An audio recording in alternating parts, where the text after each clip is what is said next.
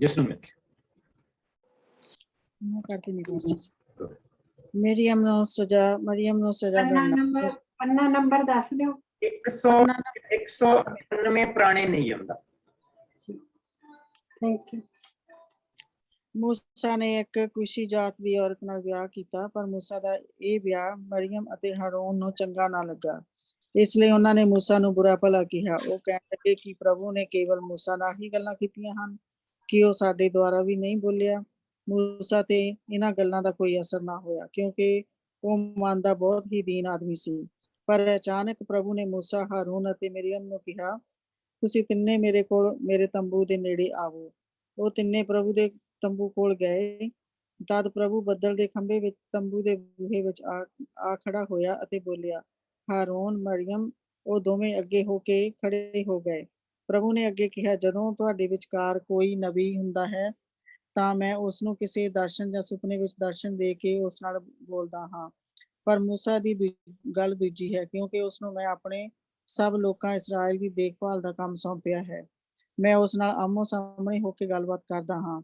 ਉਸ ਕੋਲੋਂ ਮੈਂ ਲੁਕਾ ਕੇ ਕੁਛ ਪਿੱਛੇ ਨਹੀਂ ਰੱਖਦਾ ਹਾਂ। ਉਸਨੇ ਤਾਂ ਮੇਰਾ ਸਰੂਪ ਤੱਕ ਕੇ ਦਰਸ਼ਨ ਕੀਤੇ ਹਨ। ਫਿਰ ਤੁਸੀਂ ਕਿਸ ਤਰ੍ਹਾਂ ਇਹ ਹਿੰਮਤ ਕੀਤੀ ਕਿ ਮੇਰੇ ਦਾਸ मूसा ਦੇ ਵਿਰੁੱਧ ਆਪਣੇ ਮੂੰਹ ਖੋਲੋ। ਤਦ ਪ੍ਰਭੂ ਦਾ ਕ੍ਰੋਧ ਮਰੀਮ ਅਤੇ ਹਾਰੂਨ ਦੇ ਵਿਰੁੱਧ ਭੜਕ ਉੱਠਿਆ ਅਤੇ ਉਹ ਉਹਨਾਂ ਕੋਲੋਂ ਚਲਾ ਗਿਆ।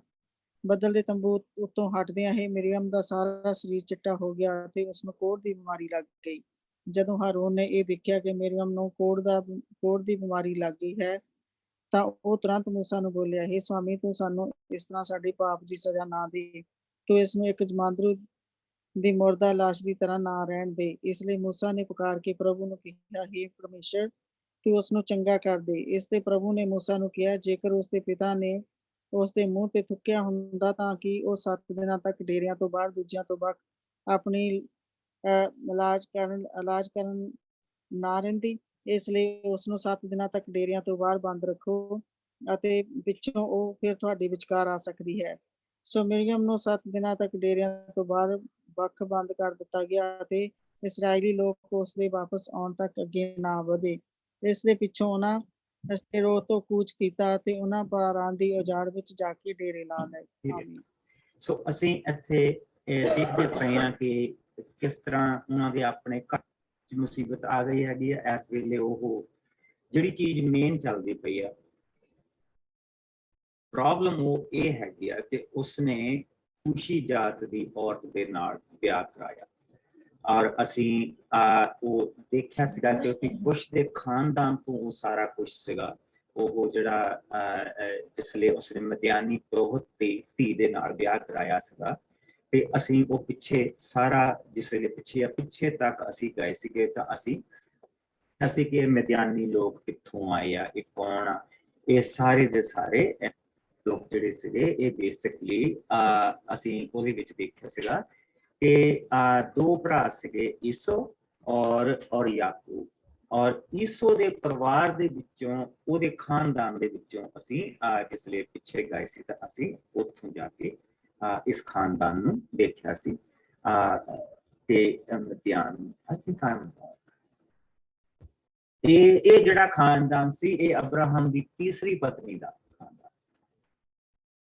ਉਹਨਾਂ ਦੇ ਜਿਹੜੇ 7 ਪੁੱਤਰ ਸੀ ਉਹਨਾਂ ਵਿੱਚੋਂ ਇੱਕ ਮਦਿਆਨ ਸੀ ਔਰ ਉਹਨਾਂ ਨੂੰ ਕੁਸ਼ ਵੀ ਕਿਹਾ, ਕਿਉਂਕਿ ਉਹ ਕੁਸ਼ ਦੀ ਧਰਤੀ ਤੇ ਉੱਥੇ ਰਹਿੰਦੇ ਸੀ, ਇਸ ਕਰਕੇ ਉਹਨਾਂ ਨੂੰ ਕੁਸ਼ ਵੀ ਕਿਹਾ ਜਾਂਦਾ ਸੀ। ਸੋ ਮਦਿਆਨ ਉਹਨਾਂ ਦੇ ਵਿੱਚੋਂ ਉਹ ਇੱਕ ਸੀ। I think I just mixed something there. ਸੋ ਅਸੀਂ ਇਹ ਦੇਖ ਚੁੱਕੇ ਹਾਂ। ਸੋ ਜਿਸ ਲਈ ਉਸਨੇ ਉਹਦੇ ਨਾਲ ਵਿਆਹ ਕਰਾਇਆ ਤੇ ਉਹਨਾਂ ਦੇ 2 ਪੁੱਤਰ ਵੀ ਸੀਗੇ। ਲੇਕਿਨ ਉਹਨਾਂ ਦੇ ਮਨ ਦੇ ਵਿੱਚ ਇਹ ਰੜਕ ਸੀਗੀ ਕਿ ਇਹਨੇ ਦੂਸਰੀਆਂ ਜਾਤਾਂ ਦੇ ਵਿੱਚ ਇਹਨੇ ਵਿਆਹ ਕਰਾਇਆ, ਇਹਦਾ ਕਰਨਾ ਨਹੀਂ ਚਾਹੀਦਾ। ਇਹ ਕਿੱਦਾਂ ਨਬੀ ਬਣ ਗਿਆ, ਇਹ ਕਿੱਦਾਂ ਨਬੀ ਹੋ ਸਕਦਾ ਕਿ मूसा ਨੇ ਸਾਡੇ ਨਾਲ ਗੱਲਾਂ ਨਹੀਂ ਕੀਤੀਆਂ, ਕਿ ਪ੍ਰਭੂ ਨੇ ਸਾਡੇ ਨਾਲ ਗੱਲਾਂ ਨਹੀਂ ਕੀਤੀਆਂ, ਇਹ ਇਕੱਲਾ ਹੀ ਨਬੀ ਹੈ। ਸੋ ਈਵਨ ਦੋ मूसा ਉੱਥੇ ਸੀਗਾ, ਉਸਨੇ ਇਹਨਾਂ ਚੀਜ਼ਾਂ ਦਾ ਮਾਣ ਔਰ ਕਿਉਂਕਿ ਵਚਨ 'ਚ ਦੱਸਿਆ ਗਿਆ ਕਿ ਮਨ ਦਾ ਬਹੁਤ ਦੀਨ ਸੀ। ਲੇਕਿਨ ਪ੍ਰਭੂ ਨੇ ਇਸ ਚੀਜ਼ ਨੂੰ ਬਹੁਤ ਬੁਰਾ ਬਣਾਇਆ। ਪ੍ਰਭੂ ਨੇ ਇਸ ਚੀਜ਼ ਨੂੰ ਬਹੁਤ ਬੁਰਾ ਬਣਾਇਆ। ਉਸਨੇ ਤਿੰਨਾਂ ਨੂੰ ਸੱਦਿਆ ਕੋਲ ਤਿੰਨੇ ਤੰਬੂ ਦੇ ਅੱਗੇ ਪੇਸ਼ ਕੀਤੇ ਗਏ ਤੇ ਕਿਉਂਕਿ ਮਰੀਅਮ ਨੇ ਸਭ ਤੋਂ ਸ਼ੁਰੂ ਕੀਤਾ ਸੀ, ਸੋ ਪ੍ਰਭੂ ਨੇ ਉਹਨਾਂ ਨੂੰ ਪੁੱਛਿਆ, ਦੱਸਿਆ ਕਿ ਮੈਂ ਜਦ ਵੀ ਕਿਸੇ ਨਬੀ ਦੇ ਨਾਲ ਗੱਲ ਕਰਦਾ ਮੈਂ ਉਸਨੂੰ ਸੁਪਨੇ ਦੇ ਵਿੱਚ ਦਰਸ਼ਨ ਦੇ ਕੇ ਜਾਂ ਕਿਸੇ ਨਾ ਹੋਰ ਤਰੀਕੇ ਦੇ ਨਾਲ ਮੈਂ ਉਸਨੂੰ ਉਹ ਚੀਜ਼ ਦੱਸੀ। ਪਰ ਮੂਸਾ ਬਿਲਕੁਲ ਵੱਖਰਾ ਹੈ। ਮੂਸਾ ਦੇ ਨਾਲ ਮੈਂ ਮੂੰਹ ਤੋਂ ਮੂੰਹ ਗੱਲ ਕਰ, ਇਸਨੇ ਮੇਰਾ ਦਰਸ਼ਨ ਵੀ ਕੀਤਾ, ਇਸਨੇ ਮੈਨੂੰ ਦੇਖਿਆ। ਕਿੱਥੇ ਦੇਖਿਆ? 34ਵਾਂ ਬਾਬ ਦੇ ਵਿੱਚ ਜਿਹੜਾ ਅਸੀਂ ਪੜ੍ਹਦੇ ਹੁੰਦੇ ਪ੍ਰਭੂ ਦਾ ਉੱਥੇ। ਔਰ ਇਸ ਕਰਕੇ ਤੁਸੀਂ ਜੋ ਕਿਹਾ ਉਹ ਗਲਤ।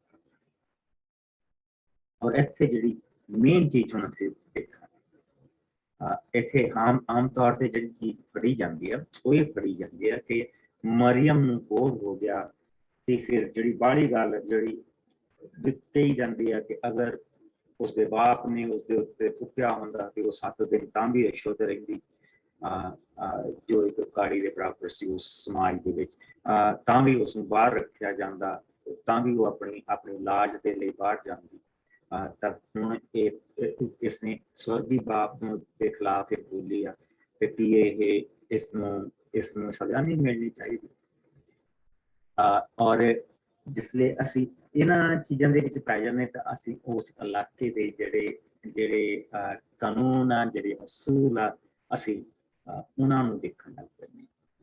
ਲੇਕਿਨ ਇਹਦੇ ਵਿੱਚ ਜਿਹੜੀਆਂ ਦੇਖਣ ਵਾਲੀਆਂ ਚੀਜ਼ਾਂ ਉਹ ਦੋ, ਇੱਕ ਕਿ ਮੂਸਾ ਨੇ ਪ੍ਰਭੂ ਦੇ ਦਰਸ਼ਨ ਦਿੱਤੇ ਔਰ ਮੂਸਾ ਨੇ ਪ੍ਰਭੂ ਨੂੰ ਉਸਦੀ ਮਹਿਮਾ ਦੇ ਵਿੱਚ ਵੀ ਦੇਖਿਆ। ਪਰ ਜਿਸ ਵੇਲੇ ਹੁਣ ਪ੍ਰਭੂ ਗੱਲ ਕਰਦਾ ਪਿਆ ਤਾਂ ਉਹਨਾਂ ਨੂੰ ਅਸੀਂ ਦੇਖਦੇ ਹੈਗੇ ਕਿ ਮਰੀਅਮ ਦੇ ਸਾਰਾ ਸਰੀਰ ਚਿੱਟਾ ਹੋ ਗਿਆ ਖੂਨ ਦੇ ਨਾਲ। ਜਿਹੜੀ ਮੇਨ ਚੀਜ਼ ਜਿਹੜੀ ਹਾਰੂਨ ਨੇ ਹੁਣ ਪ੍ਰਭੂ ਨੂੰ ਨਹੀਂ ਕਿਹਾ, ਹਾਰੂਨ ਨੂੰ ਹੁਣ ਮੰਨਣਾ ਪੈ ਰਿਹਾ ਕਿ ਇਸ ਬੰਦੇ ਨੂੰ ਸਾਡੇ ਲਈ ਪ੍ਰਭੂ ਨੇ ਚੁਣਿਆ। ਦੇਖੋ ਰਾਇਤ ਅੱਗੇ ਆਉਂਦੀ ਕਹਿੰਦੇ ਕਿ ਤਦ 9ਵੀਂ ਆਇਤ, ਤਦ ਪ੍ਰਭੂ ਦਾ ਕ੍ਰੋਧ ਮਰੀਅਮ ਅਤੇ ਹਾਰੂਨ ਦੇ ਵਿਰੁੱਧ ਭੜਕ ਉੱਠਿਆ ਅਤੇ ਉਹ ਉਹਨਾਂ ਦੇ ਕੋਲ ਚਲਾ ਗਿਆ। ਬਦਲ ਦੇ ਤੰਬੂ ਦੇ ਉੱਤੋਂ ਹਟਦਿਆਂ ਹੀ ਮਰੀਅਮ ਦਾ ਸਾਰਾ ਸਰੀਰ ਚਿੱਟਾ ਹੋ ਗਿਆ ਅਤੇ ਉਸਨੂੰ ਕੋੜ ਦੀ ਬਿਮਾਰੀ ਲੱਗ ਗਈ। ਜਦੋਂ ਹਾਰੂਨ ਨੇ ਇਹ ਦੇਖਿਆ ਕਿ ਮਰੀਅਮ ਨੂੰ ਕੋੜ ਦੀ ਬਿਮਾਰੀ ਲੱਗ ਗਈ ਹੈ ਤਾਂ ਉਹ ਤੁਰੰਤ ਮੂਸਾ ਨੂੰ ਬੋਲਿਆ, ਹੈ ਸਵਾਮੀ। ਉਸਨੂੰ ਹੁਣ ਉਹ ਸਵੀਕ੍ਰਿਤੀ ਦੇਣੀ ਪਈ ਹੈ, ਸਵਾਮੀ ਤੂੰ ਸਾਨੂੰ ਇਸ ਤਰ੍ਹਾਂ ਸਾਡੇ ਪਾਪ ਦੀ ਸਜ਼ਾ ਨਾ ਦੇ। ਤੂੰ ਉਸਨੂੰ ਇੱਕ ਜਮਾਂਦਰੂ ਦੀ ਮੁਰਦਾ ਲਾਸ਼ ਦੀ ਤਰ੍ਹਾਂ ਨਾ ਰਹਿਣ ਦੇ। ਇਸ ਤੇ ਮੂਸਾ ਨੇ ਪੁਕਾਰ ਕੇ ਪ੍ਰਭੂ ਨੂੰ, ਉਸਨੇ ਆਪਣੇ ਗੁਨਾਹ ਦੀ ਮਾਫੀ, ਕਿਉਂਕਿ ਉਹ ਮੂਸਾ ਦੇ ਵਿਰੁੱਧ ਬੜਬੜਾਇਆ ਸੀ ਕਿ ਇਹ ਸਾਡੇ ਤੇ ਪ੍ਰਧਾਨ ਲੱਗਾ ਆ ਤੇ ਆਖਰ ਉਸਨੂੰ ਇਹ ਮੰਨਣਾ ਪਿਆ ਕਿ ਹਾਂ ਇਹ ਹੱਕ ਪ੍ਰਭੂ ਨੇ ਉਸਨੂੰ। ਔਰ ਪ੍ਰਭੂ ਨੇ ਮੂਸਾ ਦੀ ਦੁਆ ਨੂੰ ਸੁਣਿਆ ਔਰ 7 ਦਿਨਾਂ ਤੋਂ ਬਾਅਦ ਉਹ ਵਾਪਸ ਡੇਰੇ ਦੇ ਵਿੱਚ ਆ ਗਏ। ਪ੍ਰਭੂ ਨੇ ਉਸ ਉੱਤੇ ਰਹਿਮ ਕਰ ਦਿੱਤਾ, ਉਸ ਦੇ ਉੱਤੇ ਦਇਆ ਕਰ ਦਿੱਤੀ। ਸੋ ਅਗਲਾ ਚੈਪਟਰ ਜਿਹੜਾ ਅਸੀਂ ਆਉਣ ਲੱਗੇ ਹਾਂ, that is a very important chapter. It's a make it or break it chapter. ਸੋ ਆਓ ਅਸੀਂ ਇਸ ਦੇ ਵਿੱਚ ਵੀ ਅਸੀਂ ਗੁਜ਼ਰਾਂਗੇ। ਸੋ ਹੁਣ ਉਹਨਾਂ ਨੇ ਬਿਲਕੁਲ ਉਹ ਧਰਤੀ ਦੇ ਕਿਨਾਰੇ ਤੇ ਪਹੁੰਚ ਚੁੱਕੇ, ਉਹ ਦੇਖ ਸਕਦੇ ਜਿਹੜੀ ਪ੍ਰਭੂ ਨੇ ਉਹਨਾਂ ਨੂੰ ਦਿੱਤੀ। ਸੋ 13ਵਾਂ ਚੈਪਟਰ ਜਿਹੜਾ ਹੈ ਇਸ ਦੇ ਵਿੱਚੋਂ ਹੁਣ ਅਸੀਂ ਇਸ ਦੇ ਵਿੱਚੋਂ ਪ੍ਰਭੂ ਦੀ ਬਹੁਤ ਬਰਕਤ ਸਾਨੂੰ ਮਿਲੇਗੀ। ਸੋ ਆਓ ਅਸੀਂ ਪਹਿਲਾਂ ਇਸ ਦੀਆਂ 20 ਆਇਤਾਂ ਮੈਂ ਕਰ ਦਿੰਦੀ ਪਾਸਟਰ ਜੀ। ਪ੍ਰਭੂ ਨੇ ਮੂਸਾ ਨੂੰ ਕਿਹਾ, ਤੂੰ ਹਰ ਕਬੀਲੇ ਵਿੱਚੋਂ ਇੱਕ ਆਗੂ ਚੁਣ ਅਤੇ ਉਹਨਾਂ ਨੂੰ ਕਨਾਨ ਦੀ ਧਰਤੀ ਦਾ ਭੇਦ ਲੈਣ ਘੱਲ। ਮੈਂ ਕਨਾਨ ਦੀ ਧਰਤੀ ਹੀ ਇਜ਼ਰਾਈਲੀ ਲੋਕਾਂ ਨੂੰ ਦੇਣ ਵਾਲਾ ਹਾਂ। ਮੂਸਾ ਨੇ ਪ੍ਰਭੂ ਦੇ ਕਹੇ ਅਨੁਸਾਰ ਕੀਤਾ ਅਤੇ ਪਾਰਾਨ ਦੀ ਉਜਾੜ ਵਿੱਚੋਂ 12 ਕਬੀਲਿਆਂ ਦੇ ਇਹ ਆਗੂ ਕੱਲੇ। ਕਬੀਲਾ ਰਊਬੇਨ ਆਗੂ ਸ਼ਮੂਆ ਜ਼ਕੂਰ ਦਾ ਪੁੱਤਰ, ਸ਼ਿਮਾਉਨ ਸਾਫਾਟ ਹੋਰੀ ਦਾ ਪੁੱਤਰ, ਯਹੂਦਾ ਕਾਲੇਬ ਸ਼ਫੂਨਾ ਦਾ ਪੁੱਤਰ, ਯਸਾਕਾਰ ਈਗਾਲ ਯੂਸਫ ਦਾ ਪੁੱਤਰ, ਇਫਰਾਇਮ ਹੋਸ਼ੇਆ ਨੂਨ ਦਾ ਪੁੱਤਰ, ਬਿਨਯਾਮੀਨ ਪਲਟੀ ਗਫੂ ਦਾ ਪੁੱਤਰ, ਜ਼ਬਲੂਨ ਗਦੀਏਲ ਸੋਦੀ ਦਾ ਪੁੱਤਰ, ਮਨਸ਼ਾ ਗੱਦੀ ਸੂਸੀ ਦਾ ਪੁੱਤਰ, ਦਾਨ ਅਮੀਏਲ ਗਮਲੀ ਦਾ ਪੁੱਤਰ, ਆਸ਼ੇਰ ਸਥੂਰ ਮਿਕਾਇਲ ਦਾ ਪੁੱਤਰ, ਨਫਤਾਲੀ ਨਹਿਬੀ ਵਾਫਸੀ ਦਾ ਪੁੱਤਰ, ਗਾਦ ਗਊਏ ਮਾਕੀ ਦਾ ਪੁੱਤਰ। ਸੋ ਇਹ ਭੇਦੀਏ ਸਨ ਜਿਨ੍ਹਾਂ ਨੂੰ ਮੂਸਾ ਨੇ ਕਨਾਨ ਦੀ ਧਰਤੀ ਦਾ ਭੇਦ ਲੈਣ ਲਈ ਘੱਲਿਆ। ਮੂਸਾ ਨੇ ਨੂਨ ਦੇ ਪੁੱਤਰ ਹੋਸ਼ੇਆ ਦਾ ਨਾਮ ਬਦਲ ਕੇ ਯੋਸ਼ੂਆ ਰੱਖ ਦਿੱਤਾ। ਮੂਸਾ ਨੇ ਉਹਨਾਂ ਲੋਕਾਂ ਨੂੰ ਕਨਾਨ ਦੀ ਧਰਤੀ ਦਾ ਭੇਦ ਲੈਣ ਲਈ ਘੱਲਿਆ ਅਤੇ ਉਹਨਾਂ ਨੂੰ ਕਿਹਾ, ਇੱਥੋਂ ਤੁਸੀਂ ਦੱਖਣੀ ਕਨਾਨ ਦੀ ਵੱਲ ਹੁੰਦੇ ਹੋਏ ਉੱਪਰ ਪਹਾੜੀ ਵੱਲ ਜਾਓ। ਉੱਥੇ ਤੁਸੀਂ ਇਹਨਾਂ ਗੱਲਾਂ ਨੂੰ ਜਾਚਣ ਦੀ ਕੋਸ਼ਿਸ਼ ਕਰਨਾ, ਉੱਥੋਂ ਦੀ ਧਰਤੀ ਚੰਗੀ ਹੈ ਜਾਂ ਮੰਦੀ, ਉੱਥੋਂ ਦੇ ਲੋਕ ਤਕੜੇ ਹਨ ਜਾਂ ਮਾੜੇ, ਉਹਨਾਂ ਦੀ ਗਿਣਤੀ ਬਹੁਤ ਹੈ ਜਾਂ ਥੋੜੀ, ਉੱਥੋਂ ਦੇ ਸ਼ਹਿਰ ਪੱਕੀ ਚਾਰਦੀਵਾਰੀ ਵਾਲੇ ਹਨ ਜਾਂ ਨਹੀਂ, ਉੱਥੋਂ ਦੀ ਧਰਤੀ ਉਪਜਾਊ ਹੈ ਜਾਂ ਨਹੀਂ, ਉੱਥੇ ਜੰਗਲ ਹਨ ਜਾਂ ਨਹੀਂ। ਤੁਸੀਂ ਤਕੜੇ ਹੋ ਕੇ ਜਾਓ ਅਤੇ ਆਉਣ ਸਮੇਂ ਉੱਥੋਂ ਦੇ ਕੁਝ ਫਲ ਆਪਣੇ ਨਾਲ ਲਈ ਆਉਣਾ। ਜਦੋਂ ਲੋਕ ਭੇਦ ਲੈਣ ਗਏ ਤਾਂ ਉਹ ਸਮਾਂ ਅੰਗੂਰਾਂ ਦੀ ਫਸਲ ਪੱਕਣ ਦਾ ਸੀ। ਸੋ ਹੁਣ ਅਸੀਂ ਇੱਥੇ ਦੇਖਦੇ ਪਏ ਹਾਂ ਕਿ ਉਹਨਾਂ ਨੇ ਹਰ ਕਬੀਲੇ ਦੇ ਵਿੱਚੋਂ ਇੱਕ ਇੱਕ ਮਨੁੱਖ ਚੁਣਿਆ। ਇੱਥੇ ਅਸੀਂ 12 ਕਬੀਲਿਆਂ ਦੇ ਵਿੱਚੋਂ ਇੱਕ ਇੱਕ ਨੂੰ ਜਾਂਦਾ ਦੇਖਦੇ ਪਏ। ਔਰ ਜਿਸ ਵੇਲੇ ਉਹ ਭੇਦ ਲੈਣ ਗਏ ਆ, ਉਹਨਾਂ ਦੇ ਵਿੱਚ ਅਸੀਂ ਦੇਖਦੇ ਪਏ ਹਾਂ ਕਿ ਜਿਹੜੇ 12 ਦੇ ਵਿੱਚ ਅਸੀਂ ਪਿੱਛੇ ਯਹੋਸ਼ੂਆ ਪੜ੍ਹਦੇ ਆਏ ਹਾਂ, ਲੇਕਿਨ ਹੁਣ ਲੀਗਲੀ ਉਸ ਦਾ ਨਾਮ ਬਦਲਿਆ ਗਿਆ। ਯਹੋਸ਼ੂਆ ਉਸਨੂੰ ਪਹਿਲਾਂ ਹੀ ਪ੍ਰਭੂ ਵੀ ਉਸ ਦਾ ਨਾਮ ਯਹੋਸ਼ੂਆ ਲੈ ਕੇ ਲੈਂਦਾ ਸੀ, ਲੇਕਿਨ ਹੁਣ ਉਸ ਦਾ ਨਾਮ ਲੀਗਲੀ ਬਦਲਿਆ ਗਿਆ। ਹੁਣ ਉਸਨੂੰ ਯਹੋਸ਼ੂਆ ਦਾ ਨਾਮ ਜਿਹੜਾ ਜਿੱਤ ਪ੍ਰਾਪਤ ਕਰਦਾ, ਇਹ ਨਾਮ ਉਸਨੂੰ ਦਿੱਤਾ ਗਿਆ। ਔਰ ਇਹ ਇੱਕ ਐਸਾ ਇਨਸਾਨ ਸੀ ਜਿਸ ਨੂੰ ਪ੍ਰਭੂ ਵੀ ਆ ਲੈਣ ਦਿੰਦਾ ਸੀ। ਪਰ ਜਿਸ ਵੇਲੇ ਵੀ ਉਹ ਜਾਂਦਾ ਸੀ ਤੇ ਉਹ ਕਹਿੰਦਾ ਸੀ ਆਪਣੇ ਨਾਲ ਤੂੰ ਯਹੋਸ਼ੂਆ ਨੂੰ ਲੈਂਦੇ। ਸੋ ਹੁਣ ਇਹ ਸਾਰੀ ਟੀਮ ਦੇ ਵਿੱਚ ਜਿਹੜੇ ਗਏ ਆ, ਇਹਨਾਂ ਦੇ ਵਿੱਚ ਯਹੂਦਾ ਦਾ ਕਬੀਲਾ ਦੇ ਵਿੱਚੋਂ ਅਸੀਂ ਇੱਕ ਨੂੰ ਜਾਂਦਾ ਦੇਖਦੇ ਹਾਂ, ਔਰ ਉਹ ਜਿਹੜਾ ਹੈ ਉਹ ਹੈ ਕਾਲੇਬ। ਔਰ ਇਸੇ ਤਰ੍ਹਾਂ ਇਫਰਾਇਮ ਦੇ ਕਬੀਲੇ ਦੇ ਵਿੱਚੋਂ ਦੇ ਵਿੱਚ ਜਿਹੜਾ ਪੈਦਾ ਹੋਇਆ ਉਹ ਹੈ ਯਹੋਸ਼ੂਆ। ਸੋ ਉਹ ਦੋਨੇ ਜਿਹੜੇ ਹੈਗੇ ਆ ਉਹ ਇਹ ਸਾਰੀ ਟੀਮ ਨੂੰ ਲੀਡ ਕਰਦੇ ਪਏ ਆ। 12 ਜਾਣਿਆਂ ਉਹਨਾਂ ਨੇ ਕਨਾਨ ਦੀ ਸਾਰੀ ਧਰਤੀ ਦੇ ਉੱਤੇ ਜਾਣਾ ਹੈ। ਕਨਾਨ ਦੀ ਧਰਤੀ ਦੇ ਵਿੱਚ ਉਹਨਾਂ ਨੇ ਉਹ ਸਾਰੀਆਂ ਚੀਜ਼ਾਂ ਦੇਖਣੀਆਂ ਤੇ ਜਿੱਥੇ ਜਿੱਥੇ ਉਹ ਸਾਰੇ ਲੋਕ ਜਿੱਥੇ ਰਹਿੰਦੇ ਪਏ ਆ, ਕਿਹੜੇ ਲੋਕ, ਅਗਰ ਅਸੀਂ ਪਿੱਛੇ ਉੱਪਰ ਦੇ ਵਿੱਚ ਆਈਏ ਤਾਂ ਸਾਨੂੰ ਉੱਥੇ ਪ੍ਰਭੂ ਦੇ ਵਚਨ ਦੇ ਵਿੱਚੋਂ ਉਹਨਾਂ ਲੋਕਾਂ ਦਾ ਪਤਾ ਲੱਗਦਾ। ਸੋ ਅਗਰ ਅਸੀਂ 19 ਪੇਜ ਉਤਪਤ ਦਾ 15ਵਾਂ ਭਾਵ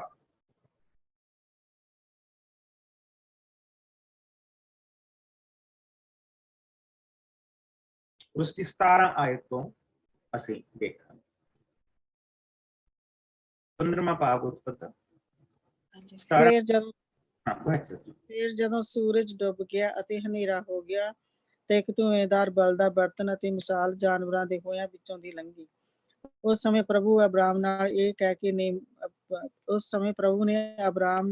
ਕੇ ਨੇਮ ਬੰਨਿਆ, ਤੇਰੇ ਵੰਸ਼ ਨੂੰ ਮੈਂ ਇਹ ਸਾਰੀ ਧਰਤੀ ਦਿੰਦਾ ਹਾਂ, ਮਿਸਰ ਦੇ ਦਰਿਆ ਤੋਂ ਲੈ ਕੇ ਵੱਡੇ ਦਰਿਆ ਫਰਾਤ ਤੱਕ, ਕੇਨੀਆਂ ਦੀ, ਕਨਿਜੀਆਂ ਦੀ, ਕਦਮੋਨੀਆਂ ਦੀ, ਹਿੱਤੀਆਂ ਦੀ, ਪਰੀਜੀਆਂ ਦੀ, ਰਫਾਇਮਾਂ ਦੀ, ਅਮੋਰੀਆਂ ਦੀ, ਕਨਾਨੀਆਂ ਦੀ, ਗਿਰਗਾਸੀਆਂ ਦੀ ਅਤੇ ਜਬੂਸੀਆਂ ਦੀ। ਹਾਂ, ਇਹਨਾਂ ਲੋਕਾਂ ਦੀ ਧਰਤੀ ਨੂੰ ਉਹ ਦੇਖਣ ਗਏ ਜਿਹੜੀ ਪ੍ਰਭੂ ਨੇ ਉਹਨਾਂ ਨੂੰ ਦੇਣੀ ਆ। ਸੋ ਜਿਹੜਾ ਮੇਨ ਚੀਜ਼ ਹੈ ਜਿਸ ਦੇ ਲਈ ਮੂਸਾ ਨੇ ਉਹਨਾਂ ਨੂੰ ਘੱਲਿਆ, ਉਹ ਜਿਹੜੀ ਉਹਨਾਂ ਵਿੱਚ ਜਿਹੜੀ ਮੇਨ ਚੀਜ਼ ਆਉਂਦੀ ਆ ਉਹ ਇਹ ਆਉਂਦੀ ਆ ਕਿ ਉਹਨਾਂ ਦੀ ਗਿਣਤੀ ਜ਼ਿਆਦੀ ਹੈ ਕਿ ਕਿਤੇ ਥੋੜੀ ਆ, ਉਹ ਤਕੜੇ ਆ ਕਿ ਮਾੜੇ ਆ, ਕਿੱਦਾਂ ਦੇ ਸ਼ਹਿਰਾਂ ਦੇ ਵਿੱਚ ਰਹਿੰਦੇ ਆ, ਉੱਥੇ ਜਿਹੜੀ ਧਰਤੀ ਉਪਜਾਊ ਆ ਕਿ ਉਪਜਾਊ ਨਹੀਂ, ਔਰ ਉੱਥੇ ਦਾ ਤੁਸੀਂ ਆਉਂਦੇ ਹੋਏ ਕੁਛ ਫਲ ਲੈ ਕੇ ਆਇਓ ਜਿਹੜੇ ਤੁਸੀਂ ਵਾਪਸ ਆਓਗੇ। ਔਰ ਅਸੀਂ ਉਹਦੇ ਹਿਸਾਬ ਦੇ ਨਾਲ ਫਿਰ ਆਪਣਾ ਅਗਲਾ ਫੈਸਲਾ Now, ਪ੍ਰਭੂ ਨੇ ਉਸ ਨੂੰ ਇਹ ਕਰਨ ਦੇ ਲਈ ਨਹੀਂ ਕਿਹਾ ਸੀ, ਕਿਉਂਕਿ ਮੂਸਾ ਇੱਕ ਰਾਜੇ ਦੇ ਘਰ ਦੇ ਵਿੱਚ ਪੜਿਆ ਸੀ ਔਰ ਉੱਥੇ ਇੱਕ ਅੱਛਾ ਫੌਜੀ, ਅੱਛਾ ਜਰਨੈਲ ਸੀਗਾ ਉਹਨਾਂ ਦਾ। ਸੋ ਐਜ਼ ਅ ਜਨਰਲ ਉਹ ਇਹ ਸਾਰੀਆਂ ਚੀਜ਼ਾਂ ਕਰਦੇ ਹੁੰਦੇ ਸੀ ਜਿਸ ਵੇਲੇ ਉਹਨਾਂ ਨੇ ਕਿਤੇ ਹਮਲਾ ਕਰਨਾ ਹੁੰਦਾ ਸੀ। ਲੇਕਿਨ ਉਹ ਇਸ ਚੀਜ਼ ਨੂੰ ਭੁੱਲ ਗਿਆ ਕਿ ਇਹ ਲੋਕ ਕੌਣ ਆ ਜਿਹੜੇ ਜਾ ਰਹੇ, ਇਹਨਾਂ ਦਾ ਵਿਸ਼ਵਾਸ ਕਿੰਨਾ ਗਾ, ਪਿੱਛੇ ਕਿੰਨੀ ਵਾਰੀ ਇਹਨਾਂ ਨੇ ਕੀ ਕੁਛ ਨਹੀਂ ਕੀਤਾ। ਠੀਕ, ਸੋ ਲੇਕਿਨ ਇਹ ਜਿਸ ਵੇਲੇ ਉਸਨੇ ਕੀਤਾ ਤਾਂ ਉਹਨਾਂ ਨੂੰ ਘੱਲਿਆ ਅੱਗੇ, ਤੇ ਹੁਣ ਉਹਨਾਂ ਨੇ ਉੱਥੋਂ ਦੀ ਇੱਕ ਰਿਪੋਰਟ ਲੈ ਕੇ ਆਉਂਦੀ ਜਿਹੜੀ ਚੀਜ਼ ਤਾਂ ਉਹਨਾਂ ਨੇ ਪ੍ਰਭੂ ਉਹਨਾਂ ਨੂੰ ਦੱਸੀ ਗਈ ਹੈ, ਉਹਨਾਂ ਨੇ ਉਹ ਤਾਂ ਨਹੀਂ ਕਰਨਾ, ਔਰ ਜੋ ਉਹ ਉਹਨਾਂ ਦਾ ਅਸਲ ਆ ਉਹ ਹੁਣ ਖੁੱਲ ਕੇ ਬਾਹਰ। ਸੋ ਆਓ ਅਸੀਂ ਇਸ ਨੂੰ 21 ਆਇਤ ਤੋਂ ਲੈ ਕੇ 33 ਆਇਤ ਤੱਕ ਇਸ ਨੂੰ ਦੇਖਾਂਗੇ। ਸੋ ਉਹ ਲੋਕ ਕਨਾਨ ਦੀ ਧਰਤੀ ਦਾ ਭੇਦ ਲੈਣ ਗਏ। ਉਹਨਾਂ ਨੇ ਸੀਨ ਦੀ ਉਜਾੜ ਤੋਂ ਲੈ ਕੇ ਰਹੋਬ ਤੱਕ, ਜੋ ਹਮਾਤ ਦੀ ਵੱਲ ਜਾਂਦੇ ਰਾਹ ਤੱਕ ਹੈ, ਦਾ ਇਲਾਕਾ ਦੇਖਿਆ। ਫਿਰ ਉਹ ਦੱਖਣ ਦੀ ਵੱਲ ਹੁੰਦੇ ਹੋਏ ਹਬਰੋਨ ਤੱਕ ਆਏ। ਹਬਰੋਨ ਵਿੱਚ ਉਸ ਸਮੇਂ ਅਹੀਸਾਨ, ਸ਼ੇਸ਼ਈ ਅਤੇ ਤਲਮਈ ਕਬੀਲਿਆਂ ਦੇ ਲੋਕ ਰਹਿੰਦੇ ਸਨ, ਜੋ ਅਨਾਕ ਦੈਂਤਾਂ ਦੇ ਵੰਸ਼ ਨਾਲ ਸੰਬੰਧ ਰੱਖਦੇ ਸਨ। ਹਬਰੋਨ ਮਿਸਰ ਦੇ ਸੁਆਨ ਨਗਰ ਨਾਲੋਂ 7 ਸਾਲ ਪਹਿਲਾਂ ਵਸਿਆ ਸੀ। ਉੱਥੋਂ ਅੱਗੇ ਉਹ ਅਸ਼ਕੋਲ ਦੀ ਵਾਦੀ ਵਿੱਚ ਪਹੁੰਚੇ। ਇੱਥੋਂ ਉਹਨਾਂ ਨੇ ਅੰਗੂਰ ਦੀ ਵੇਲ ਤੋਂ ਕੁਝ ਅੰਗੂਰਾਂ ਦੇ ਕੁਝ ਗੁੱਛੇ ਕੱਟੇ, ਜੋ 2 ਆਦਮੀਆਂ ਨੇ ਇੱਕ ਲਾਠੀ ਤੇ ਲਟਕਾ ਕੇ ਆਪਣੇ ਮੋਢਿਆਂ ਤੇ ਚੁੱਕ ਲਏ। ਉਹਨਾਂ ਨੇ ਉੱਥੋਂ ਕੁਝ ਅਨਾਰ ਅਤੇ ਅੰਜੀਰਾਂ ਦੇ ਫਲ ਵੀ ਆਪਣੇ ਨਾਲ ਲੈ ਲਏ। ਉਸ ਥਾਂ ਦਾ ਨਾਂ ਹੀ ਅਸ਼ਕੋਲ ਪੈ ਗਿਆ, ਕਿਉਂਕਿ ਉੱਥੋਂ ਇਸਰਾਏਲੀਆਂ ਨੇ ਅੰਗੂਰਾਂ ਦੇ ਕੁਝ ਗੁੱਛੇ ਕੱਟੇ ਸਨ। ਇਸ ਤਰ੍ਹਾਂ ਉਹ ਲੋਕ 40 ਦਿਨਾਂ ਤੱਕ ਕਨਾਨ ਦੀ ਧਰਤੀ ਦਾ ਭੇਦ ਲੈਂਦੇ ਰਹੇ, ਅਤੇ ਫਿਰ ਉਹ ਵਾਪਸ ਕਾਦੇਸ਼ ਦੇ ਨੇੜੇ ਪਰਾਨ ਦੀ ਉਜਾੜ ਵਿੱਚ ਮੂਸਾ, ਹਾਰੂਨ ਅਤੇ ਬਾਕੀ ਦੇ ਇਜ਼ਰਾਈਲੀ ਲੋਕਾਂ ਕੋਲ ਆਏ। ਉਹਨਾਂ ਜੋ ਕੁਝ ਦੇਖਿਆ ਸੀ ਸਾਰੀ ਸੰਗਤ ਨੂੰ ਦੱਸਿਆ, ਅਤੇ ਉਹਨਾਂ ਨੂੰ ਉੱਥੋਂ ਦੇ ਫਲ ਵੀ ਦਿਖਾਏ। ਉਹਨਾਂ ਨੇ ਕਿਹਾ, ਅਸੀਂ ਜਾ ਕੇ ਉਹ ਧਰਤੀ ਦੇਖੀ ਹੈ ਜਿਸ ਨੂੰ ਦੇਖਣ ਤੁਸਾਂ ਸਾਨੂੰ ਘੱਲਿਆ ਸੀ। ਉਹ ਧਰਤੀ ਬਹੁਤ ਹੀ ਸੁੰਦਰ ਤੇ ਉਪਜਾਊ ਹੈ। ਉਸ ਦੀ ਫਸਲ ਦੇ ਕੁਝ ਨਮੂਨੇ ਇਹ ਹਨ, ਪਰ ਉੱਥੋਂ ਦੇ ਨਿਵਾਸੀ ਤਕੜੇ ਹਨ ਅਤੇ ਸ਼ਹਿਰ ਵੱਡੇ ਖੁੱਲੇ ਹਨ, ਜੋ ਪੱਕੀ 4 ਦੀਵਾਰੀਆਂ ਨਾਲ ਘਿਰੇ ਹੋਏ ਹਨ। ਅਸੀਂ ਉੱਥੇ ਅਨੇਕ ਦੈਂਤਾਂ ਦੀ ਵੰਸ਼ ਦੇ ਲੋਕ ਵੀ ਦੇਖੇ ਹਨ। ਉਸ ਧਰਤੀ ਦੇ ਦੱਖਣੀ ਹਿੱਸੇ ਵਿੱਚ ਅਮਾਲੇਕੀ ਲੋਕ ਵਸਦੇ ਹਨ। ਪਹਾੜੀ ਹਿੱਸੇ ਵਿੱਚ ਹਿੱਤੀ, ਯਬੂਸੀ ਅਤੇ ਅਮੋਰੀ ਲੋਕ ਹਨ, ਅਤੇ ਕਨਾਨੀ ਲੋਕ ਸਮੁੰਦਰ ਦੇ ਨਾਲ ਨਾਲ ਜਰਦਨ ਦਰਿਆ ਦੇ ਦੋਹੀਂ ਪਾਸਿਓਂ ਵਸਦੇ ਹਨ। ਕਾਲੇਬ, ਜੋ ਭੇਤੀਆਂ ਵਿੱਚੋਂ ਇੱਕ ਸੀ, ਨੇ ਬਾਕੀ ਦਿਆਂ ਨੂੰ ਚੁੱਪ ਕਰਾਉਂਦੇ ਹੋਏ ਮੂਸਾ ਨੂੰ ਕਿਹਾ, ਨਹੀਂ, ਅਸੀਂ ਕਨਾਨ ਨਿਵਾਸੀਆਂ ਨਾਲੋਂ ਤਕੜੇ ਹਾਂ, ਸੋ ਆਓ ਅਸੀਂ ਜਾ ਕੇ ਉਹਨਾਂ ਦੀ ਧਰਤੀ ਤੇ ਹੱਲਾ ਬੋਲ ਕੇ ਆਪਣੇ ਅਧਿਕਾਰ ਵਿੱਚ ਕਰ ਲਈਏ। ਪਰ ਬਾਕੀ ਦੇ ਭੇਤੀਏ ਬੋਲੇ, ਨਹੀਂ, ਅਸੀਂ ਜਾ ਕੇ ਉਸ ਧਰਤੀ ਦੇ ਨਿਵਾਸੀਆਂ ਵਿਰੁੱਧ ਨਹੀਂ ਲੜ ਸਕਦੇ ਹਾਂ, ਕਿਉਂਕਿ ਉਹ ਸਾਡੇ ਤੋਂ ਤਕੜੇ ਹਨ। ਇਸ ਲਈ ਉਹਨਾਂ ਲੋਕਾਂ ਨੇ ਇਜ਼ਰਾਈਲੀਆਂ ਵਿੱਚ ਗਲਤ ਅਫਵਾਹ ਉਡਾਈ ਅਤੇ ਅੱਗੇ ਕਹਿਣ ਲੱਗੇ, ਉਹ ਧਰਤੀ ਤਾਂ ਸਾਡੇ ਲਈ ਲੋੜੀ ਦਾ ਭੋਜਨ ਵੀ ਪੈਦਾ ਨਹੀਂ ਕਰ ਸਕਦੀ, ਅਤੇ ਉੱਥੋਂ ਦੇ ਲੋਕ ਵੀ ਉੱਚੇ ਲੰਮੇ ਜਵਾਨ ਹਨ। ਅਸੀਂ ਉੱਥੇ ਨਫਲੀਮੀ ਦੈਂਤਾਂ ਦੀ ਵੰਸ਼ ਅਰਥਾਤ ਅਨਾਕੀ ਦੈਂਤਾਂ ਦੀ ਸੰਤਾਨ ਵੀ ਦੇਖੀ ਹੈ, ਜਿਨ੍ਹਾਂ ਦੇ ਟਾਕਰੇ ਵਿੱਚ ਅਸੀਂ ਤਾਂ ਕੇਵਲ ਕੀੜੀਆਂ ਵਾਂਗ ਹਾਂ। ਸੋ ਹੁਣ ਜਿਹੜਾ ਉਹਨਾਂ ਨੇ ਜਿਹੜਾ ਕੰਮ ਕੀਤਾ, ਜਿਹਨਾਂ ਦੇ ਵਿੱਚ ਕਾਲੇਬ ਇੱਕ ਐਸਾ ਆ, ਉਹਨਾਂ ਨੂੰ ਕਹਿ ਰਿਹਾ ਕਿ ਨਹੀਂ, ਸਾਡੇ ਨਾਲ ਸਾਡਾ ਪ੍ਰਭੂ ਆ। ਸਾਡੇ ਪ੍ਰਭੂ ਨੇ ਬੇਸਿਕਲੀ ਉਹਨਾਂ ਨੂੰ ਦੱਸਦਾ ਪਿਆ ਕਿ ਸਾਨੂੰ ਕਿੱਦਾਂ ਦੀ ਮੁਸੀਬਤਾਂ ਦੇ ਵਿੱਚੋਂ ਦੀ ਉਹ ਕੱਢ ਕੇ ਲੈ ਕੇ ਆਏ। ਸਾਡਾ ਪ੍ਰਭੂ ਸਾਨੂੰ ਉੱਥੋਂ ਕਿੱਦਾਂ ਗੁਲਾਮੀ ਵਿੱਚੋਂ ਛੁਟਕਾ ਕੇ ਲੈ ਕੇ ਆਇਆ, ਕਿੱਦਾਂ ਉਸਨੇ ਆਪਣੇ ਇੱਕ ਹੱਥ ਦੇ ਨਾਲ ਹੀ ਉੱਥੇ ਦੀ ਸਾਰੀ ਫੌਜ ਜਿਹੜੀ ਸੀ ਉਸਨੂੰ ਇੰਨਾ ਧੱਕਾ ਪਹੁੰਚਾਇਆ ਕਿ ਉਹ ਹੁਣ ਸਾਡੇ ਪਿੱਛੇ ਨਹੀਂ ਆ ਸਕਦੀ ਸੀ। ਸੋ ਉਸਨੇ ਉਹ ਸਾਰੀਆਂ ਚੀਜ਼ਾਂ ਯਾਦ ਕੀਤੀਆਂ, ਆਪਣੀਆਂ ਸਾਰੀਆਂ ਬਰਕਤਾਂ ਚੇਤੇ ਕੀਤੀਆਂ ਜੋ ਪ੍ਰਭੂ ਨੇ ਉਹਨਾਂ ਦੇ ਨਾਲ ਕੀਤੀਆਂ ਸੀ, ਜੋ ਪ੍ਰਭੂ ਜਿੱਥੋਂ ਉਹਨਾਂ ਨੂੰ ਕੱਢ ਕੇ ਲੈ ਕੇ ਆਇਆ ਸੀ। ਔਰ ਦੂਸਰੀ ਚੀਜ਼ ਇਹ ਆ ਕਿ ਜਿਸ ਵੇਲੇ ਹੁਣ ਇਹ ਸਾਰੇ ਲੋਕ ਇਹ ਕੰਮ ਕਰਦੇ ਪਏ ਆ, ਤੇ ਸਾਨੂੰ ਇਹ ਕਦੀ ਵੀ ਨਹੀਂ ਭੁੱਲਣਾ ਚਾਹੀਦਾ ਕਿ ਪ੍ਰਭੂ ਨੇ ਇਹਨਾਂ ਦੇ ਲਈ ਮਿਰਾਕਲ ਹੀ ਨਹੀਂ ਕੀਤੇ, ਇਹ ਮਿਰਾਕਲ ਦੇ ਵਿੱਚ ਜੀਂਦੇ ਪਏ, ਇਹ ਦਿਨ ਰਾਤ ਮਿਰਾਕਲ ਦੇ ਵਿੱਚ ਹੀ ਜਿਉਂਦੇ ਪਏ। ਇਹਨਾਂ ਦਾ ਖਾਣਾ ਇਹਨਾਂ ਨੂੰ ਰੋਜ਼ ਮਿਲਦਾ, ਉਸ ਮਿਰਾਕਲ ਤੋਂ ਹੀ ਮਿਲਦਾ ਪਿਆ। ਇਹਨਾਂ ਦੇ ਲਈ ਇੱਕ ਮਿਰਾਕਲ ਜਿਹੜਾ ਕੰਟੀਨਿਊਅਸਲੀ ਚੱਲ ਰਿਹਾ। ਇਹ ਇਹਨਾਂ ਨੂੰ ਪਤਾ ਹੈ ਕਿ ਪ੍ਰਭੂ ਆਪਣੀ ਪੂਰੀ ਹਜ਼ੂਰੀ ਦੇ ਵਿੱਚ ਤੰਬੂ ਦੇ ਉੱਤੇ ਆਉਂਦਾ। ਇਹਨਾਂ ਨੂੰ ਪਤਾ ਕਿ ਸਾਡਾ ਪ੍ਰਭੂ ਸਾਨੂੰ ਲੈ ਕੇ ਚੱਲਿਆ ਹੈ। ਸੋ ਇਹਨਾਂ ਨੇ ਜਿਸ ਵੇਲੇ ਇਹ ਸਾਰੇ ਕੰਮ ਕਰਦੇ ਪਏ ਆ, ਤਾਂ ਇਹ ਉਹ ਲੋਕ ਆ ਜਿਨ੍ਹਾਂ ਨੂੰ ਅਸੀਂ ਪਹਿਲਾਂ ਵੀ ਦੇਖਿਆ ਸੀਗਾ ਕਿ ਇਹ ਉਹੀ ਮਿਸਰੀ ਲੋਕ ਆ ਜਿਹੜੇ ਬੱਚੇ ਆ, ਜਿਹੜੇ ਜਿਨ੍ਹਾਂ ਵਿੱਚੋਂ ਕੋਈ ਵੱਡੇ ਵੀ ਹੋਏ ਆ, ਜਿਹੜੇ ਮਿਸਰੀਆਂ ਦੇ ਘਰਾਂ ਦੇ ਵਿੱਚ ਪੈਦਾ ਹੋਏ ਸੀ, ਜਿਨ੍ਹਾਂ ਦੀਆਂ ਮਾਵਾਂ ਇਜ਼ਰਾਈਲੀ ਸੀ, ਬਾਪ ਮਿਸਰੀ ਸੀ, ਔਰ ਜਿਨ੍ਹਾਂ ਦੀ ਜਿਹੜੀ ਜ਼ਿੰਦਗੀ ਸੀ ਉੱਥੇ ਬਿਹਤਰ ਸੀ, ਰੋਜ਼ ਦੀ ਜਿਹੜੀ ਜ਼ਿੰਦਗੀ ਸੀ ਬਿਹਤਰ ਸੀ। ਪਰ ਜਿਸ ਲਈ ਉਹਨਾਂ ਨੂੰ ਕੱਢਿਆ ਗਿਆ ਤੇ ਮਿਸਰੀਆਂ ਨੇ ਉਹਨਾਂ ਬੱਚਿਆਂ ਨੂੰ ਵੀ ਬਾਹਰ ਕੱਢ ਦਿੱਤਾ। ਉਹ ਚਾਹੇ ਉਹ ਦਰਦ ਸੀਗੇ, ਚਾਹੇ ਬਜ਼ੁਰਗ ਸੀਗੇ, ਜੋ ਵੀ ਸੀਗਾ, ਮਿਸਰੀਆਂ ਨੇ ਉਹਨਾਂ ਨੂੰ ਵੀ ਉੱਥੇ ਕੱਢ ਦਿੱਤਾ ਕਿ ਨਹੀਂ, ਇਹਨਾਂ ਨੂੰ ਵੀ ਲੈ ਜਾਓ। ਕਿਉਂਕਿ ਸਾਨੂੰ ਵਚਨ ਦੱਸਦਾ ਮਿਸਰੀਆਂ ਨੇ ਧੱਕੇ ਮਾਰ ਕੇ ਉਹਨਾਂ ਨੂੰ ਉੱਥੇ ਕੱਢਿਆ ਸੀ। ਬਸ ਚਲੇ ਜਾਓ, ਜਿਹੜੀ ਚੀਜ਼ ਉਹਨਾਂ ਨੇ ਮੰਗੀ ਲੈ ਲਓ, ਚਲੇ ਜਾਓ। ਕੱਪੜੇ ਮੰਗੇ ਦੇ ਦਿੱਤੇ, ਚਲੇ ਜਾਓ। ਗਹਿਣੇ ਮੰਗੇ ਦੇ ਦਿੱਤੇ, ਚਲੇ ਜਾਓ। ਗੱਡੇ ਮੰਗੇ ਦੇ ਦਿੱਤੇ, ਚਲੇ ਜਾਓ। ਊਂਠ ਤਾਂ ਨਹੀਂ ਲੇਕਿਨ ਬਲਦ ਦਿੱਤੇ ਉਹਨਾਂ ਨੇ, ਖੋਤੇ ਦਿੱਤੇ। ਉਹ ਸਾਰੀਆਂ ਚੀਜ਼ਾਂ ਨੂੰ ਇਹ ਲੈ ਕੇ ਤੁਰੇ। ਉੱਥੋਂ ਪ੍ਰਭੂ ਨੇ ਬਰਕਤ ਦੇ ਕੇ ਚੱਲੇ ਸੀ। ਇਸ ਚੀਜ਼ ਨੂੰ ਵੀ ਉਹ ਚੀਜ਼ਾਂ ਸਾਰੀਆਂ ਇਹਨਾਂ ਨੂੰ ਪ੍ਰਭੂ ਨੇ ਕਿੰਨੀ ਵਾਰੀ ਇਹਨਾਂ ਨੇ, ਔਰ ਇੱਕ ਰਸਤੇ ਦੇ ਵਿੱਚ ਇਹਨਾਂ ਨੇ ਜੰਗ ਵੀ ਕੀਤੇ ਜਿੱਥੇ ਪ੍ਰਭੂ ਨੇ ਇਹਨਾਂ ਨੂੰ ਜਿੱਤ ਦਿੱਤੀ, ਔਰ ਫਿਰ ਵੀ ਇਹਨਾਂ ਦਾ ਇਹ ਹਾਲ। ਔਰ ਹੁਣ ਉਹ ਜਿਹੜੇ ਭੇਤੀਏ ਇਕੱਲੇ ਆ, ਉਹਨਾਂ ਵਿੱਚੋਂ 10 ਐਸੇ ਆ ਜਿਨ੍ਹਾਂ ਨੇ ਅਫਵਾਹਾਂ ਫੈਲਾਉਣੀਆਂ ਸ਼ੁਰੂ ਕਰ ਦਿੱਤੀਆਂ, ਔਰ ਲੋਕਾਂ ਦੇ ਜਿਹੜੇ ਮਨ ਆ ਉਹਨਾਂ ਨੇ ਮੂਸਾ ਦੇ ਖਿਲਾਫ ਭੜਕਾਉਣੇ ਸ਼ੁਰੂ ਕਰ ਦਿੱਤੇ। ਸੋ ਹੁਣ ਜਿਸ ਲਈ ਅਸੀਂ 14ਵੇਂ ਭਾਗ ਦੇ ਵਿੱਚ ਜਾਣਦੇ ਹਾਂ ਤਾਂ ਅਸੀਂ ਇਹ ਦੇਖਣਾ ਕਿ ਪ੍ਰਭੂ ਨੇ ਇਸ ਚੀਜ਼ ਦੇ ਨਾਲ ਕਿੱਦਾਂ ਰਿਐਕਟ ਕਰਨਾ। ਇਹਨਾਂ ਲੋਕਾਂ ਨੇ ਮੂਸਾ ਦੇ ਨਾਲ ਕੀ ਕੀਤਾ, ਉਸ ਦਾ ਹਾਲ ਵਿਚਾਰੇ ਦਾ ਕੀਤਾ। ਸੋ 14ਵਾਂ ਭਾਗ ਉਸ ਦੀ 1 ਆਇਤ ਤੋਂ ਲੈ ਕੇ 10 ਆਇਤ ਤੱਕ ਅਸੀਂ ਮੈਂ ਪੜ੍ਹਦੇ ਨਹੀਂ ਪਾਉਂਦੀ। ਲੋਕਾਂ ਦਾ ਬੋੜ ਬੜਾਉਣਾ। ਇਹ ਸਭ ਗੱਲਾਂ ਸੁਣ ਕੇ ਸਭ ਇਜ਼ਰਾਈਲੀ ਦੁਖੀ ਹੋਏ ਅਤੇ ਉਹ ਸਾਰੀ ਰਾਤ ਸੋਗ ਮਨਾਉਂਦੇ ਰਹੇ। ਉਹ ਸਭ ਲੋਕ ਮੂਸਾ ਅਤੇ ਹਰੂਨ ਦੇ ਵਿਰੁੱਧ ਇਸ ਤਰ੍ਹਾਂ ਦੀਆਂ ਗੱਲਾਂ ਕਹਿਣ ਲੱਗੇ ਕਿ ਸਾਡੇ ਲਈ ਮਿਸਰ ਵਿੱਚ ਮਰਨਾ ਚੰਗਾ ਸੀ ਜਾਂ ਇਸ ਉਜਾੜ ਵਿੱਚ। ਪ੍ਰਭੂ ਸਾਨੂੰ ਇਸ ਧਰਤੀ ਤੇ ਤਲਵਾਰ ਨਾਲ ਮਾਰਨ ਲਈ ਕਿਉਂ ਲੈ ਆਇਆ ਹੈ? ਸਾਡੀਆਂ ਪਤਨੀਆਂ ਤੇ ਬੱਚੇ ਇੱਥੇ ਵੈਰੀਆਂ ਦੇ ਹੱਥੀਂ ਬੰਦੀ ਬਣ ਜਾਣਗੇ। ਕਿ ਸਾਡੇ ਲਈ ਮਿਸਰ ਨੂੰ ਵਾਪਸ ਚਲੇ ਜਾਣਾ ਚੰਗਾ ਨਹੀਂ? ਆਓ ਅਸੀਂ ਆਪਣੇ ਵਿੱਚੋਂ ਇੱਕ ਆਗੂ ਚੁਣ ਕੇ ਉਸ ਦੀ ਅਗਵਾਈ ਹੇਠ ਮਿਸਰ ਨੂੰ ਵਾਪਸ ਚੱਲੀਏ। ਤਦ ਮੂਸਾ ਤੇ ਹਰੂਨ ਲੋਕਾਂ ਅੱਗੇ ਮੂੰਹ ਭਰਨੇ ਹੋ ਕੇ ਡਿੱਗ ਪਏ। ਇਹ ਦੇਖ ਕੇ ਨੂਨ ਦੇ ਪੁੱਤਰ ਯਹੋਸ਼ੂਆ ਅਤੇ ਯਫੁੰਨੇ ਦੇ ਪੁੱਤਰ ਕਾਲੇਬ, ਜੋ ਭੇਦੀਆਂ ਦੇ ਨਾਲ ਕਨਾਨ ਦੇਸ਼ ਦੀ ਧਰਤੀ ਦਾ ਭੇਦ ਲੈਣ ਗਏ ਸਨ, ਨੇ ਆਪਣੇ ਕੱਪੜੇ ਪਾੜ ਸੁੱਟੇ।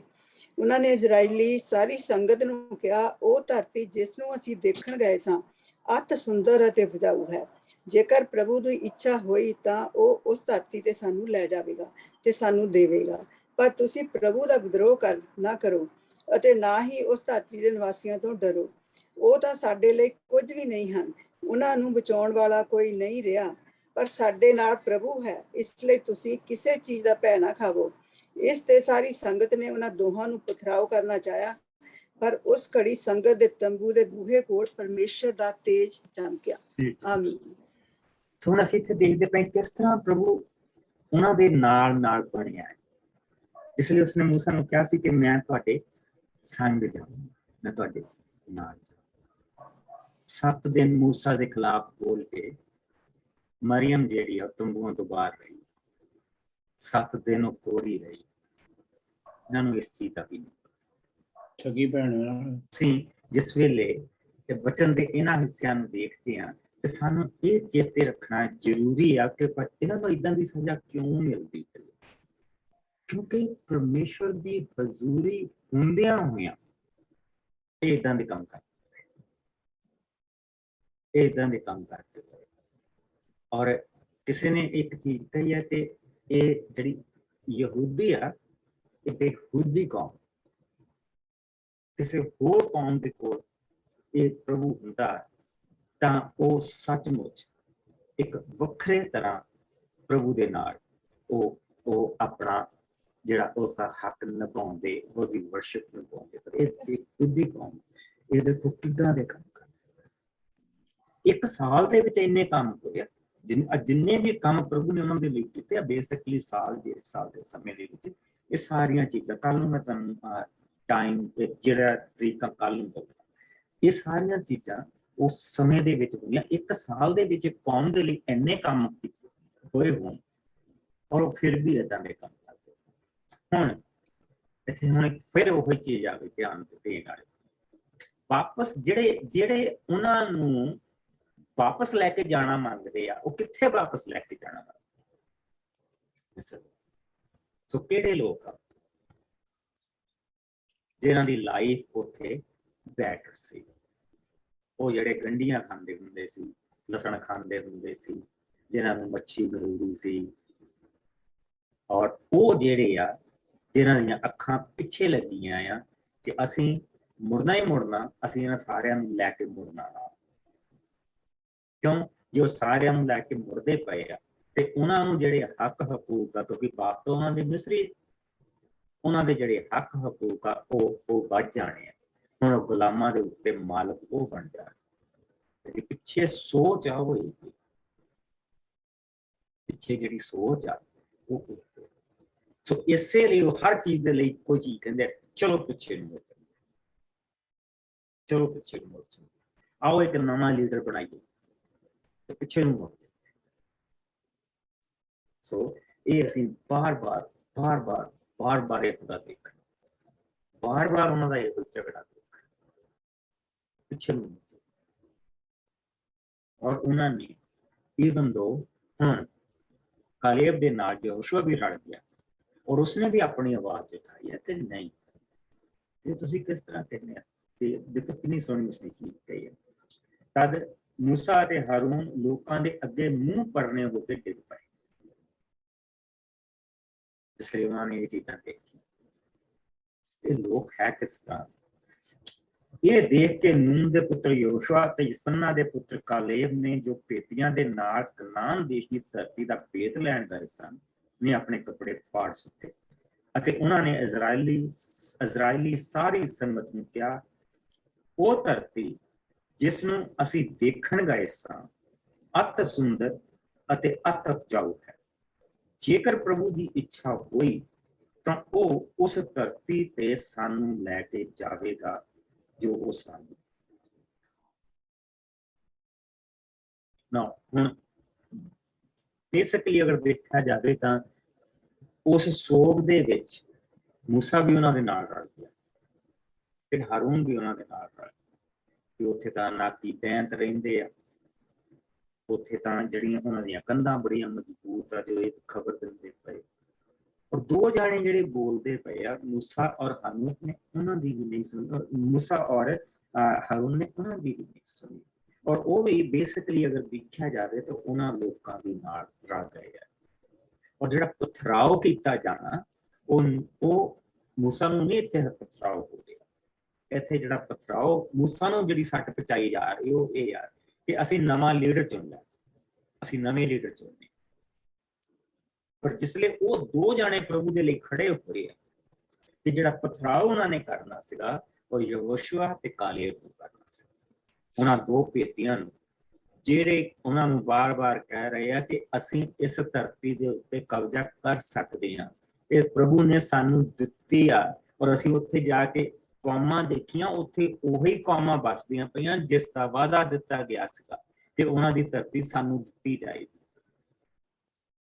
ਲੇਕਿਨ ਲੋਕ ਜਿਹੜੇ ਆ ਉਹ ਉਹਨਾਂ ਦਾ ਜਿਹੜਾ ਧਿਆਨ ਆ ਉਹ ਨੈਗੇਟਿਵ ਨਿਊਜ਼ ਤੇ ਜ਼ਿਆਦਾ ਚੱਲ, ਤੇ ਨਹੀਂ ਏਦਾਂ ਨਹੀਂ ਹੋ ਸਕਦਾ, ਇਸ ਤਰ੍ਹਾਂ ਨਹੀਂ ਹੋ ਸਕਦਾ, ਉਹ ਸਾਨੂੰ ਮਾਰ ਦੇਣਗੇ, ਉਹ ਸਾਨੂੰ ਤਲਵਾਰਾਂ ਨਾਲ ਦਿਨ ਦੇਣਗੇ, ਉਹ ਸਾਡੇ ਬੱਚਿਆਂ ਨੂੰ, ਸਾਡੀਆਂ ਬੀਬੀਆਂ ਨੂੰ ਆਪਣਾ ਗੁਲਾਮ ਬਣਾ ਲੈਣਗੇ। ਕਥਾ ਕਹਾਣੀਆਂ ਉਹਨਾਂ ਨੇ ਆਪੇ ਹੀ ਕਰ ਲਈਆਂ ਸਾਰੀ। ਤੇ ਜੇ ਪ੍ਰਭੂ ਨੇ ਉਹ ਲੈਣ ਦਿੰਦਾ, ਸੁਣ ਲੈਣ ਦੇਣਾ ਹੁੰਦਾ ਤੇ ਰਸਤੇ ਦੇ ਵਿੱਚ ਨਹੀਂ ਸਾਰਾ ਕੁਝ ਹੋ ਸਕਦਾ। ਜਿੱਥੋਂ ਆਏ ਸੀ ਉੱਥੇ ਨਹੀਂ ਇਹ ਸੀਗਾ ਸਾਰਾ ਕੁਝ ਸੀਗਾ, ਲੇਕਿਨ ਉਹ ਜਿਹੜੇ ਕੋਕੜੂ ਆ ਇਹਨਾਂ ਦੇ ਵਿੱਚ, ਉਹ ਇਹਨਾਂ ਨੂੰ ਝੱਟ ਆਪਣੇ ਪਿੱਛੇ ਲਾ ਦਿੰਦੇ ਔਰ ਲੋਕ ਝੱਟ ਉਹਨਾਂ ਦੇ ਨਾਲ ਰਲ ਜਾਂਦੇ ਔਰ ਝੱਟ ਲੋਕ ਉਹਨਾਂ ਦੀ ਗੱਲ ਮੰਨ ਕੇ ਉਹ ਉਸੇ ਵੇਲੇ ਹੀ ਮੂਸਾ, ਹਾਰੂਨ ਔਰ ਜਿਹੜਾ ਵੀ ਉਹਨਾਂ ਦੇ ਨਾਲ ਖੜਾ ਹੁੰਦਾ ਉਹਨਾਂ ਦੇ ਖਿਲਾਫ, ਔਰ ਇੰਨੀ ਵਾਰੀ ਇਹਨਾਂ ਨੂੰ ਸਜ਼ਾ ਵੀ ਮਿਲ ਚੁੱਕੀ ਹੈ, ਸਜ਼ਾ ਵੀ ਮਿਲ ਚੁੱਕੀ, ਲੇਕਿਨ ਫਿਰ ਵੀ ਆਪਣੇ ਕੰਮਾਂ ਤੇ ਪਹੁੰਚ ਗਏ। ਸੋ ਜਿਸ ਲਈ ਅਸੀਂ ਪ੍ਰਭੂ ਦੇ ਇਹਨਾਂ ਵਚਨਾਂ ਨੂੰ ਦੇਖਦੇ ਹਾਂ, ਜਿਹੜਾ ਸਾਡਾ ਲਾਈਫ ਲੈਸਨ ਹੈ, ਜਿਸ ਲਈ ਅਸੀਂ ਇਹਨਾਂ ਵਚਨਾਂ ਨੂੰ ਦੇਖਦੇ ਹਾਂ, we can trust God, ਜਿਹੜਾ ਸਾਡੀ ਯਾਤਰਾ ਨੂੰ ਇੱਥੇ ਤੱਕ ਲੈ ਕੇ ਆਇਆ, ਉਹ ਸਾਡੀ ਯਾਤਰਾ ਉਹ ਅੱਗੇ ਲੈ ਕੇ ਜਾਣ ਦੇ ਵੀ ਕੰਮ, ਇਹ ਯਾਤਰਾ ਹੈ ਇਹਨਾਂ ਦੀ, ਇਹਨਾਂ ਦੀ ਜ਼ਿੰਦਗੀ ਚੱਲਦੀ ਪਈ ਹੈ, ਇਹਨਾਂ ਦੀ ਜ਼ਿੰਦਗੀ ਦੀ ਯਾਤਰਾ ਹੈ। ਕਿੱਥੋਂ? ਗੁਲਾਮੀ ਤੋਂ ਲੈ ਕੇ ਆਪਣੀ ਵਾਅਦੇ ਦੀ ਧਰਤੀ ਤੱਕ। ਔਰ ਕੌਣ? ਇੱਕ ਯਾਤਰਾ। ਸਾਡੀ ਯਾਤਰਾ ਕਿਸ ਦਿਨ ਸ਼ੁਰੂ ਹੋਈ? ਜਿਸ ਦਿਨ ਅਸੀਂ ਪ੍ਰਭੂ ਯਿਸੂ ਮਸੀਹ ਨੂੰ ਆਪਣੀ ਜ਼ਿੰਦਗੀ ਦੇ ਵਿੱਚ ਲਿਆ। ਔਰ ਸਾਡੀ ਯਾਤਰਾ ਕਿੱਥੇ ਜਾ ਕੇ ਖਤਮ ਹੋਣੀ ਹੈ? ਜਿਸ ਲਈ ਅਸੀਂ ਆਪਣੀ ਜ਼ਿੰਦਗੀ ਦੇ ਦਿਨ ਇਸ ਧਰਤੀ ਤੇ ਪੂਰੇ ਕਰ ਲੈਣੇ, ਜਾਂ ਪ੍ਰਭੂ ਦੀ ਆਪਣੀ ਹਜ਼ੂਰੀ ਆਉਣੀ, ਉਸਨੇ ਆਪਣੇ ਘਰ ਲੈ ਜਾਣਾ, ਉਸ ਦਿਨ ਤੱਕ ਇਹ ਸਾਡੀ ਯਾਤਰਾ ਇਸ ਤਰ੍ਹਾਂ ਚੱਲੀ। ਲੇਕਿਨ ਸਾਨੂੰ ਪ੍ਰਭੂ ਦੇ ਉੱਤੇ ਆਪਣਾ ਯਕੀਨ ਇਹ ਬਣਾ ਕੇ ਰੱਖਣਾ ਚਾਹੀਦਾ ਕਿ ਸਾਡਾ ਪ੍ਰਭੂ ਸਾਡੇ ਅੱਗੇ, ਸਾਡੇ ਪਿੱਛੇ, ਸਾਡੇ ਸੱਜੇ, ਸਾਡੇ ਖੱਬੇ, ਸਾਡੇ ਉੱਪਰ, ਸਾਡੇ ਪੈਰਾਂ ਦੇ ਥੱਲੇ, ਸਾਡੇ ਸੱਤ ਪਾਸੇ, ਇਨਸਾਨ ਦੇ ਸੱਤ ਪਾਸੇ ਹੁੰਦੇ।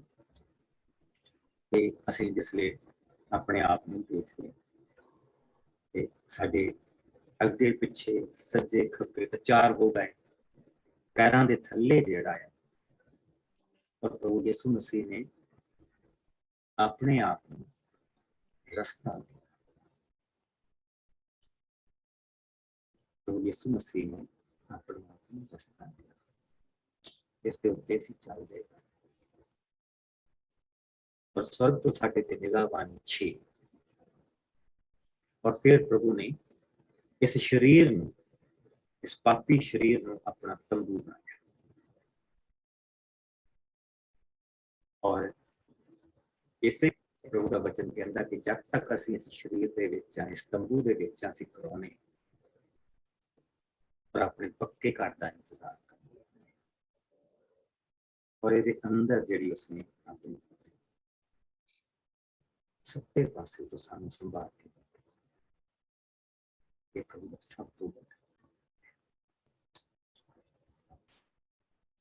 प्रभु जी तेरा शुक्र करते हैं तेरे इस पवित्र वचन दे लई जो तू सानू बख्शा, इस यात्रा दे लई जिस दे विच दी असीं लंघदे पए हां।